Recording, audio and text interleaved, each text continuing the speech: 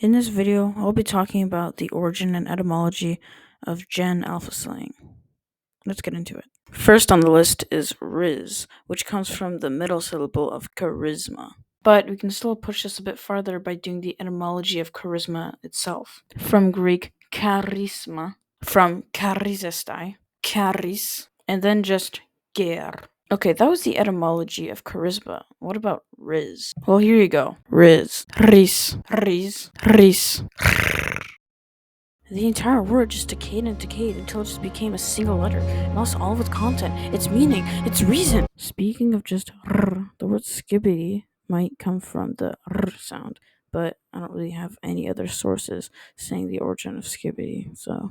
Oh, and I also made this table to show the etymology of it, so. Okay, now we're gonna talk about Ohio. It's obvious that Ohio is a state, so we can just find the origin of the name for that state. And it was named for the state after the river in 1803, and it came from an Iroquoian proper name, Ohio, which itself comes from an Iroquoian word, which literally means good river. Now, this is going to be one to cover. W and L.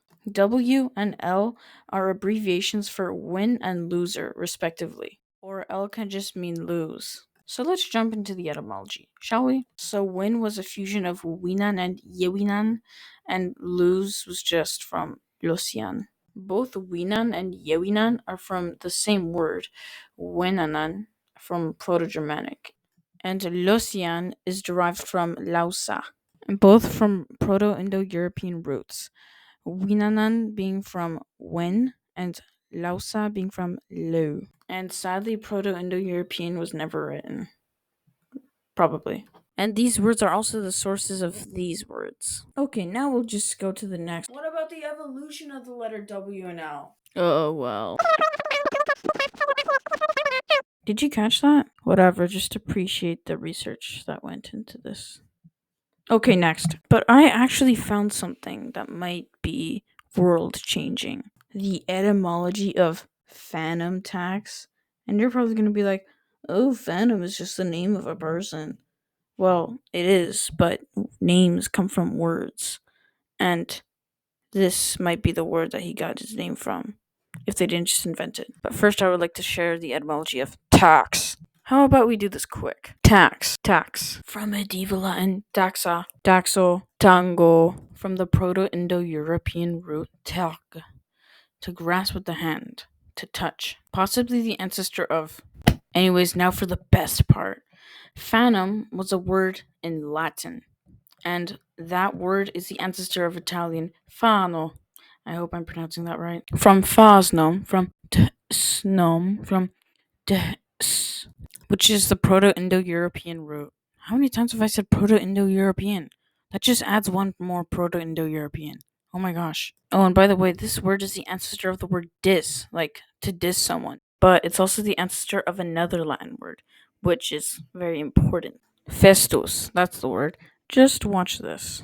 It's the ancestor of the word feast in English. So Fanum tax means feast tax. Or maybe I'm pushing that a bit too far, but I don't know. Oh, and here's some stuff for etymology fanatics. But it is time to move on to Gyatt. This word's etymology is a bit weird if you ask me. Apparently it's a shortening of god dang. This is how I tried to make sense of it. Or maybe he literally just took the second word out. I don't know. Hey, we're not done. We almost forgot this. Anyways, here's a few more. Flex, flexus, flecto, flecto, thlecto, flecto, kulek, telek, belek.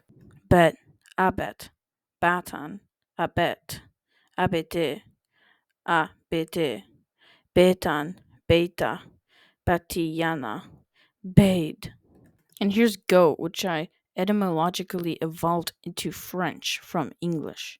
Greatest of all time, greatest of all time, greatest of altima, grautest ab altimo, grantasistas ab alastimo, gerudistos repo orel derimo, geriostos repo orel dere, grandissimos tus ab oleo, grandissimus tus ab oleo, Grantisme tous à abolir.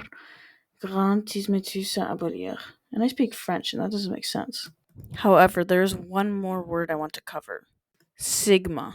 From, again, Greek, sigma, because it's a letter of the Greek alphabet, which the name and the letter are both derived from Phoenician. And Phoenician sheen is derived from Proto-Semitic sheen, and same thing with the letter. And Proto-Semitic had its descendants, which are shown here. But the letter had way more descendants, such as Hebrew, Gyatt, Brahmi, Gupta, Tamil Brahmi, Tamil, Tibetan, Devanagari, and Arabic.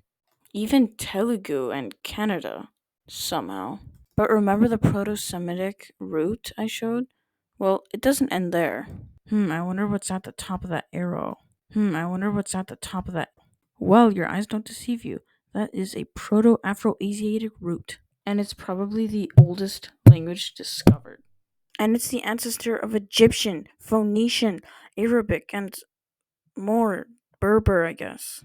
It's about 15,000 years old. I'm only saying 15,000 years ago was an estimation of when the language was spoken, not because I am mixing up BC and years ago. But seriously, there was about 5 million people in the whole world. This is what Europe looked like around that time. Well, you watched the whole video, or you just skipped to the end. At least you saw that last part. Or unless you just skipped to me saying this.